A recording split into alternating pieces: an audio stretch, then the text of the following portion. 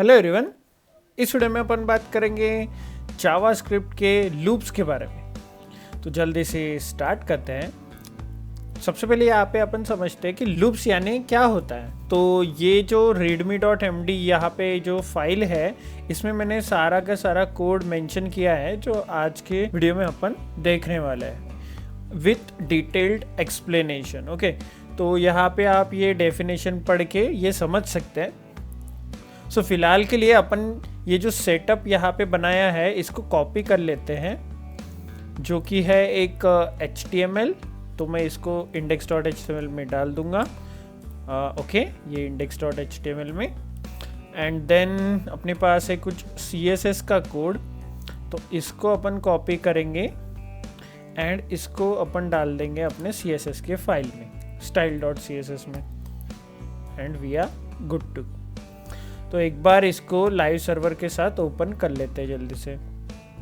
Open with live server. तो ये देखिए इसका आउटपुट कुछ इस तरह से दिख रहा है। एंड डोंट वरी, ये जो readme.md फाइल है ये आपको गिटअप पे मिल जाएंगी, जो कि ये वीडियो 8 जहाँ पे ख़त्म होता है उसके ठीक नीचे से स्टार्ट होंगी। ओके, यहाँ से। तो यहाँ पे अपना ये बेसिक सेटअप हो चुका है, राइट। तो सबसे पहले समझते हैं कि आखिर ये लूप्स क्यों यूज़ करना है अपन। तो इसके लिए मैं अपने script.js फाइल में जाऊंगा एंड सिंपली लिखूंगा console.log1।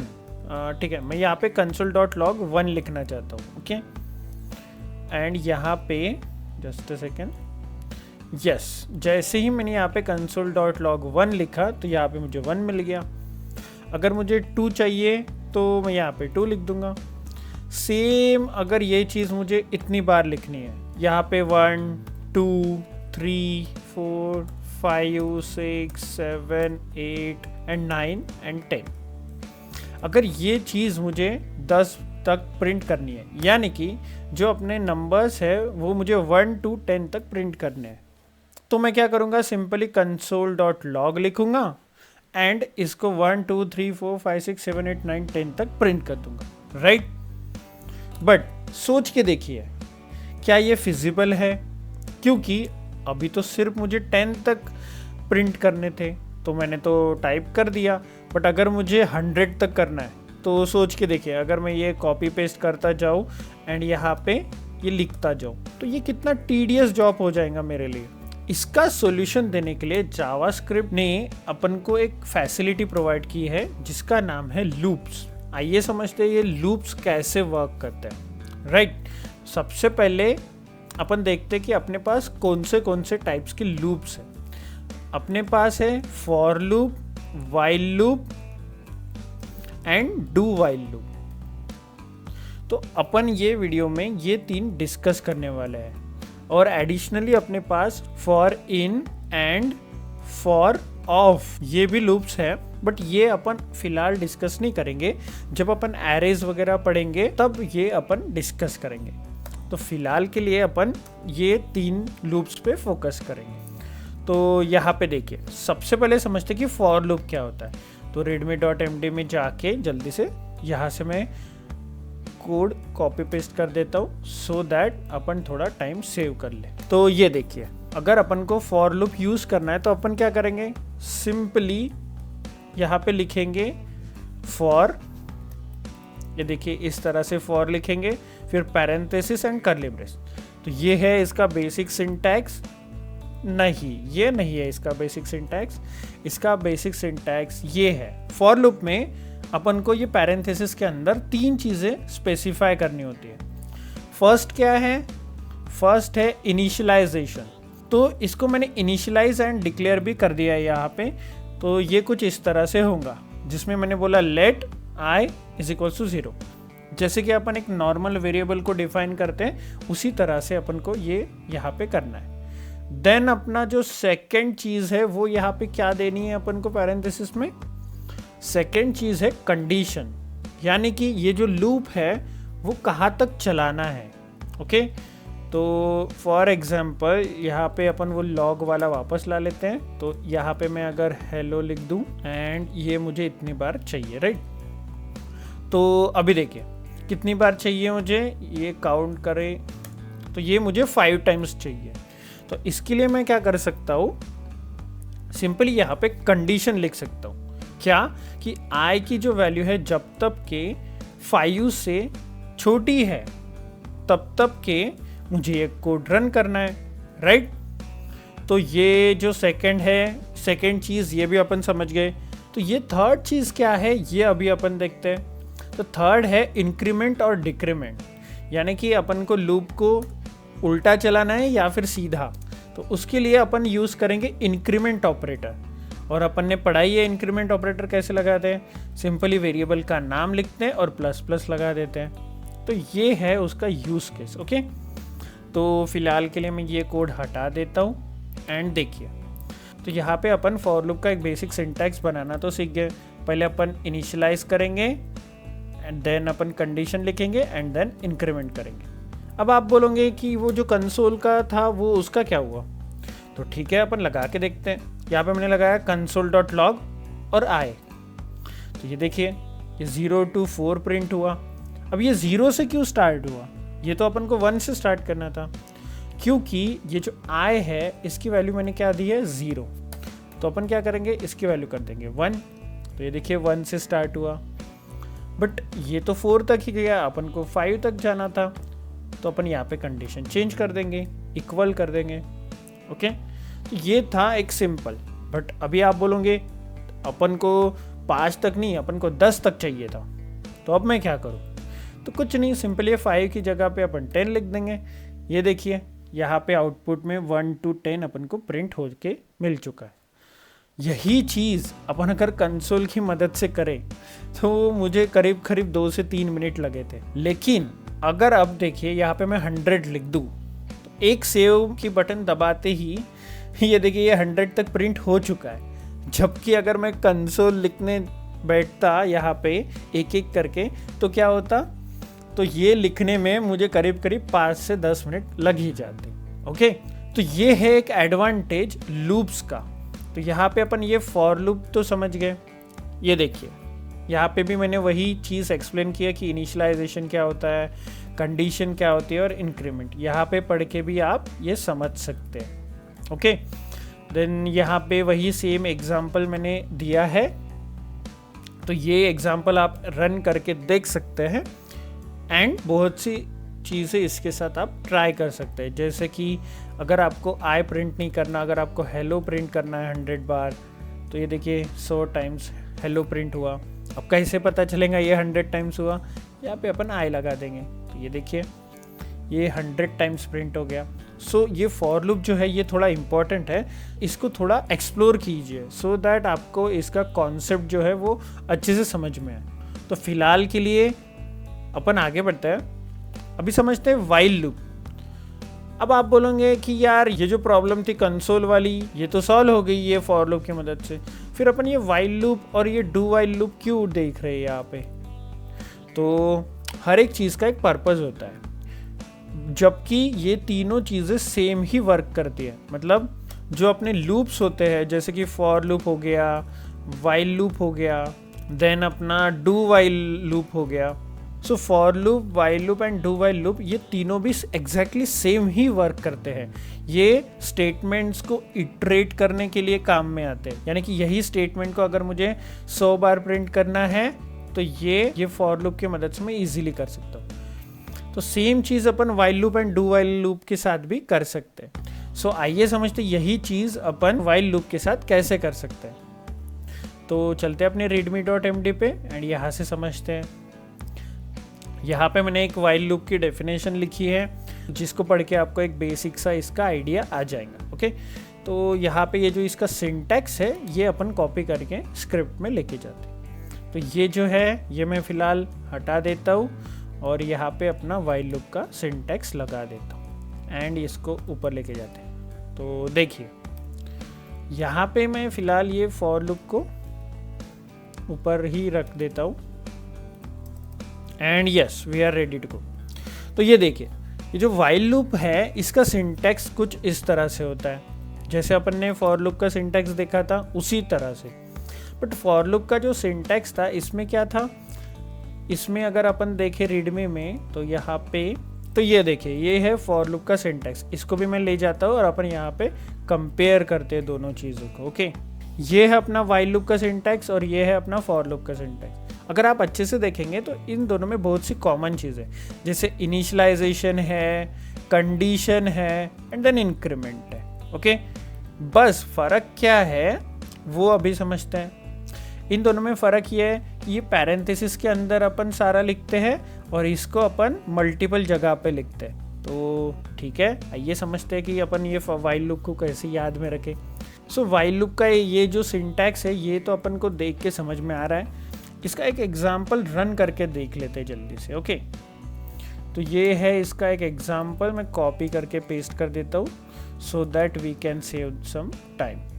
तो यस, ये देखिए यहाँ पे ये एक मैंने वेरिएबल डिफाइन किया जिसकी वैल्यू 1 से स्टार्ट हुई एंड 5 तक जाएंगे, और फिर मैंने कंसोल किया एंड इंक्रीमेंट किया। ये तो बिल्कुल ही सेम है, बस एक बार मैं क्या करता हूँ, आपको ये सिंटैक्स फिर से लिख के दिखाता हूँ सो दैट आपको ये ध्यान में रहे। सबसे पहले अपन को एक वेरिएबल डिक्लेयर करना है आई नाम का, जिसकी वैल्यू अपन 1, 0 या फिर कुछ भी दे सकते हैं, जिससे अपन को स्टार्ट करना है वो वैल्यू।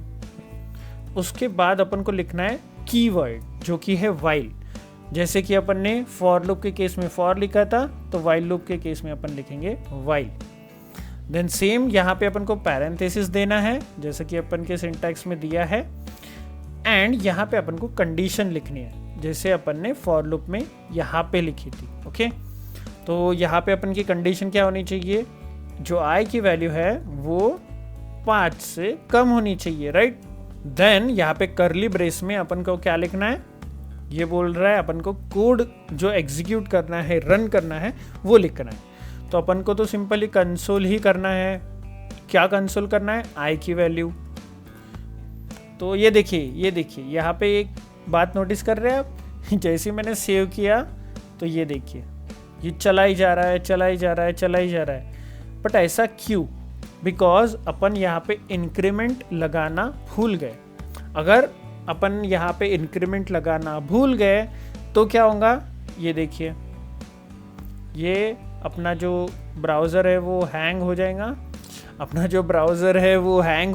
एंड यस मेरा ब्राउज़र भी हैंग हो गया था, बफर मेमोरी जो है वो फुल हो गई थी, ये मुझे रिस्टार्ट करना पड़ा पूरा।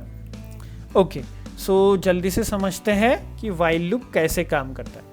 तो सबसे पहले अपन ने यहाँ पे क्या किया, एक इनिशियलाइज किया वेरिएबल, फिर अपन ने वाइल कीवर्ड लिख के पैरेंथेसिस में कंडीशन लिखी, एंड सिंपली जो कोड था कंसोल वाला वो यहाँ पे अपन ने लगा दिया। एंड बिना भूले अपन ने यहाँ पे ये लगाना ही लगाना है इंक्रीमेंट ऑपरेटर। अगर वाइल लूप में ये i++ यानी कि इंक्रीमेंट ऑपरेटर लगाना अगर अपन को याद नहीं रहा तो अपन को यहाँ पे एक इनफाइनाइट लूप देखने को मिल सकता है, जो कि अपन नहीं चाहेंगे, क्योंकि अगर ऐसा हुआ तो अपना सिस्टम क्रैश हो जाएगा, यानी कि रिस्पॉन्ड करना बंद कर देगा। तो यहाँ पे अपन वाइल लूप भी सीख गए। ओके, तो आइए समझते हैं डू वाइल लूप। तो इसमें भी सेम अपन को जैसे वाइल लूप में किया था वैसे ही इनिशियलाइज करना है, बट यहाँ पे वाइल की जगह पे अपन को डू लिखना है एंड ये कोड रन करना है, राइट।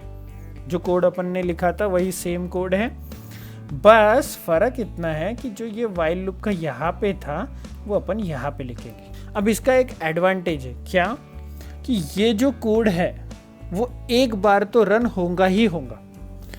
यानी कि अगर आपको कभी ऐसी कंडीशन आई कि अगर आपके पास एक रेंज है, यानी कि 1000 या फिर 2000 तक के अगर आपको डेटा जो है वो प्रिंट करना है, तो आप किसके साथ जाएंगे, तो आप जाएंगे फॉर लूप के साथ, क्योंकि फॉर लूप जो है वो एक स्पेसिफाइड रेंज के लिए बहुत अच्छा वर्क करता है। बट कंसीडर कीजिए आपको रेंज पता ही नहीं किया, तो आप क्या करेंगे, तो आप वाइल लूप के साथ जाएंगे। एंड अगर इन केस आपको ऐसी कोई सिचुएशन आ गई जिसमें अपन को क्या करना है, वो जो कोड है नो मैटर कंडीशन मेट होती है या फिर नहीं, अपन को वो एक बार ही रन करना ही करना है, तो अपन जाएंगे डू वाइल के साथ। तो यहाँ पे अगर मैं 6 कर दूँ तो ये देखिए ये कंडीशन तो फॉल्स हो जाएंगी। क्यों, क्योंकि ये जो 6 है वो क्या 5 से कम है? नहीं। क्या ये 5 के बराबर है? नहीं।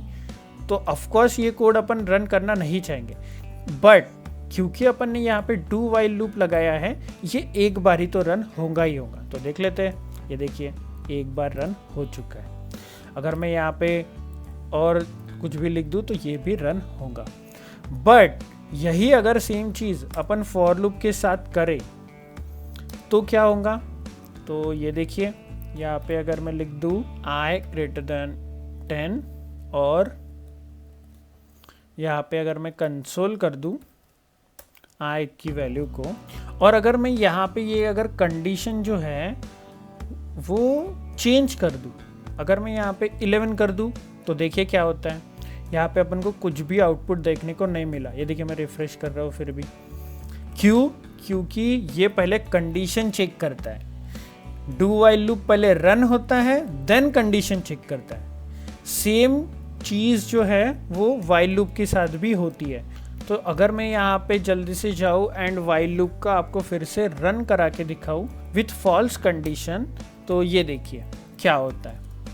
सबसे पहले तो ये रन हो गया, और अगर मैं यहाँ पे 6 करता हूँ तो ये देखिए आउटपुट, यहाँ पे अपन को कुछ भी देखने को नहीं मिला।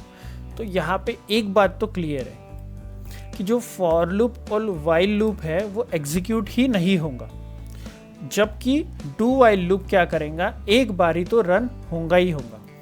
तो देख लेते जल्दी से ये वाला एग्जांपल, फिर से तीनों एक साथ रन करके देख लेते हैं। ओके, यहाँ पे मैंने i की वैल्यू जो है वो 6 कर दी है। तो i करने से अच्छा यहाँ पे अपन ने क्या j करते हैं, सो दैट ये अपन को थोड़ा डिफ्रेंशिएट हो। यहाँ पे j कर देते हैं। ओके, यहाँ पे भी j। यहाँ पे मैं एक मैसेज दे देता हूँ सो दैट आपको पता चले कि कौन सा वाला जो लूप है वो रन हो रहा है। तो ये देखिए ये डू वाइल वाला ही लूप रन हो रहा है, जबकि यहाँ पे ये दोनों लूप एज इट इज़ है क्योंकि इनकी कंडीशन मेट नहीं हो रही है। सो यहाँ पे अपन एक चीज़ तो समझ गए कि लूप्स जो है वो अपन किसी भी सेंटेंस को इटरेट यानी कि नंबर ऑफ टाइम्स प्रिंट करने के लिए यूज़ कर सकते हैं। तो आप बोलोगे अपन तो ये लूप्स समझ गए, बट ये रियल वर्ल्ड में कहाँ पे इम्प्लीमेंट होता है? सो रियल वेबसाइट्स में क्या होता है, जनरली यहाँ पे एक टेबल होता है और उसका जो डेटा है वो डायनामिकली आता है। तो उसको डायनामिकली प्रिंट करने के लिए अपन लूप्स का यूज़ कर सकते हैं। अगर सोच के देखिए यहाँ पे मुझे 1000 लाइन अगर टेबल में प्रिंट करनी है, ये टेबल जो है इसमें अगर मुझे 1000 लाइन्स का कोड जो है वो लगाना है, और हर चीज़ अगर मैं मैन्युअली HTML में लिखूँ तो सोच के देखिए वो कितना लंबा और हेक्टिक वाला काम हो जाएगा। तो ठीक है, मैं आपके तसल्ली के लिए यहाँ पे बना के दिखा देता हूँ जल्दी से। तो यहाँ पे अपन एक सिंपल सा टेबल बना के देख लेते हैं जल्दी से। तो ये आ चुका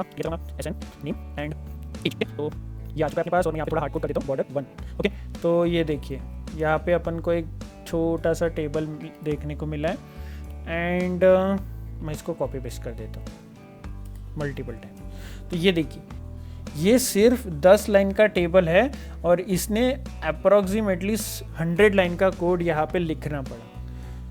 तो यही चीज़ें अगर अपन को अवॉइड करनी है, उसी के लिए जावास्क्रिप्ट अपन को प्रोवाइड करता है लूप्स। तो यही चीज़ अपन लूप्स की मदद से बहुत ही आसानी से कर सकते हैं।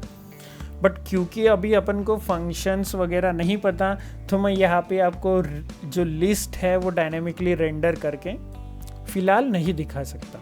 ओके, जैसे ही नेक्स्ट वीडियो में अपन फंक्शंस ये टॉपिक कवर करते हैं, वैसे ही अपन कुछ तो भी बना के देखेंगे जिसमें अपन लूप्स की मदद से अपन डेटा को रेंडर करेंगे, देन इफ एल्स को भी वहाँ पे अपन और अच्छे से समझेंगे, एंड जो फंक्शंस है वहाँ पे वो इम्पोर्टेंट रोल प्ले करेंगे। So that's it for this video.